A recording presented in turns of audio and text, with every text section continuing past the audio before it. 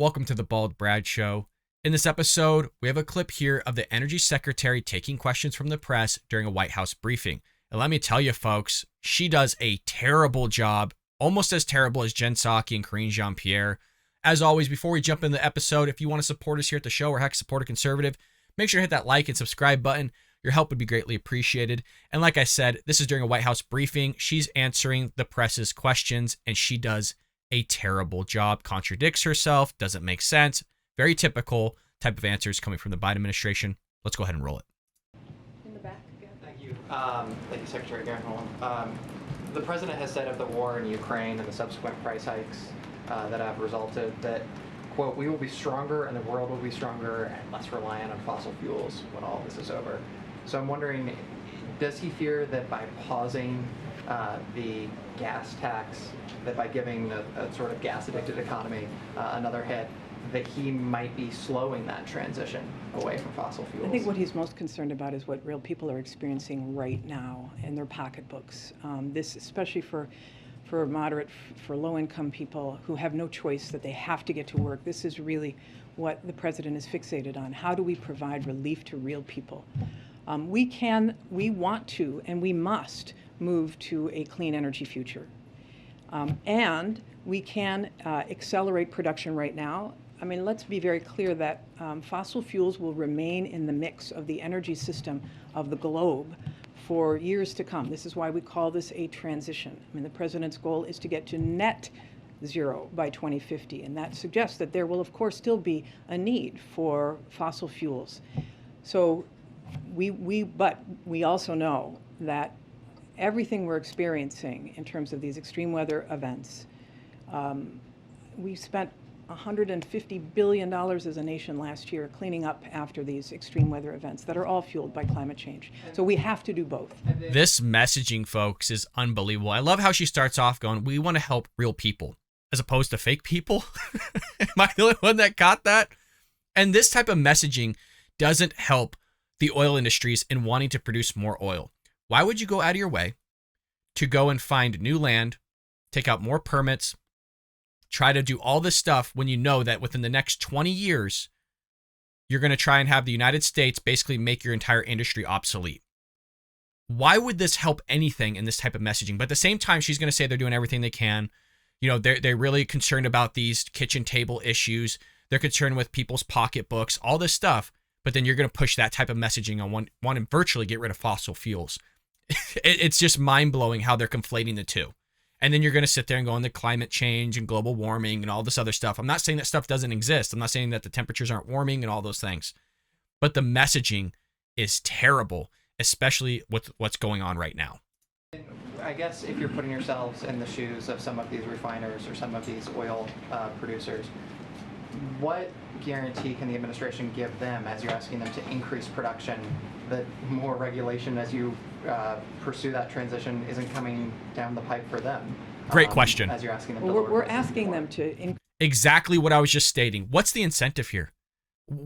This messaging seems to only be hurting the case of what's taking place here in terms of the supply chain, in terms of what the oil companies are willing to do. Because, again, you're basically competing against a government that wants to go against you. Why are you willing to work with them in the first place when they're basically your enemy and they're trying to drive you out of business? It's insane.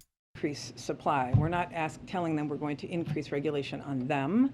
We are hopeful that they will see the opportunity of investing as well in this clean energy future. In fact, a number of these refineries have transitioned to biofuels, and that's good. We want to see them be part of this clean energy future as well. So we want to build more energy. We want to build clean energy, and we know that ultimately that's where our security will lie. Thank you, Secretary.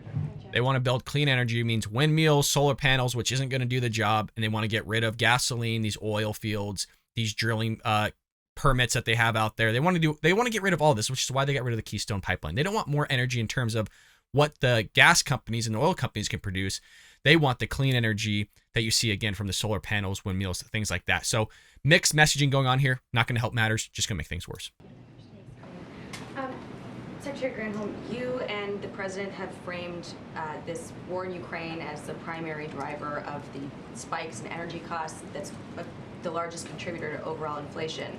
But the Fed chairman was on the Hill today, testified, he was asked a question, is the war the primary driver of inflation? And his answer was no. How do you square that? Is he wrong? Let's see how she BS's her way through this, because when we did that episode the other day with Biden's war on oil companies, we also saw another spokesperson during, I believe, either the House or Senate hearing say that 80% of inflation was caused before Putin ever went into Ukraine. So what's that extra 20%? That would be Putin and other variables taking place in terms of affect the inflation, gas prices, and things like that. 80% of this stuff was already attributed to Joe Biden and the things that he did in terms of policy, in terms of shelling out massive paychecks to Americans, keep the economy closed down, not helping the supply chain issue by allowing more domestic oil production, which I understand would even take time within itself. All these things Joe Biden had a problem with doing, or at least rescinding. Either he's trying to pass some sort of policy or he's rescinding some sort of policy that created this fiasco that we're in. I didn't hear what he said on that, but I think most people acknowledge that the price of fuel is a big driver of inflation. And in fact, they've put large percentages on it. And so we know that the war in Ukraine, having driven up the price of fuel because it crimps supply. It's a total supply and demand question.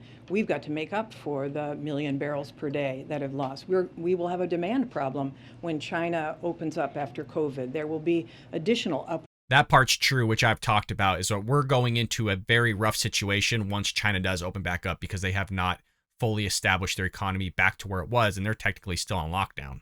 Upward pressure on supply. This is why we need, not just in the U.S., but we need globally more supply brought on board. And His full quote was, no, inflation was high before, certainly before the war in Ukraine broke out. Well, I think most would say that She's fumbling through her words, just like all the other press secretaries. Jen Psaki, Karine Jean-Pierre, they don't have an answer. And this reporter was very crafty in the way that she did her line of questioning. First, she had the question with, hey, this is what the person said, and didn't exactly quote the person, knowing that they're going to try and spin out of it. And so what she did was follow up with the exact quote to see now if she's going to try and spin out of it once again. And let's see her continually fumble through her words, try to make some cockamamie thing up to try to just get through this question. Price of fuel has exacerbated inflation. And is there any concern that this gas tax holiday will increase demand and then thereby increase inflation? Some economists and analysts have been raising that. Yeah, I understand that. And I also know that this president is focused on costs for real people as well. And this cost of gas is the most tangible, most real for people at the pump. So he wants to do everything. He understands the importance of it.